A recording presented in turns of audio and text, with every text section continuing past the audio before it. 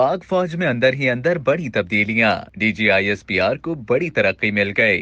पाक फौज में आला सतह पर तरक्की और तैनाती के अहम मरहले में DGISPR मेजर जनरल अहमद शरीफ चौधरी, मेजर जनरल महमूद बुखारी और मेजर जनरल इनायत हुसैन को लेफ्टिनेंट जनरल ओहदे पर तरक्की दे दी गई। Army chief general Asim Munir ने तरक्की पाने वाले तीनों 3 स्टार जनरल्स की तैनाती भी कर दी। लेफ्टिनेंट जनरल उमर बुखारी को commander 11 corps Peshawar, lieutenant general Inayat Hussain को chief of logistic services GHQ और लेफ्टिनेंट जनरल अहमद शरीफ फिल वक्त अपनी मौजूदा जिम्मेदारियों DGISPR अंजाम देते रहेंगे।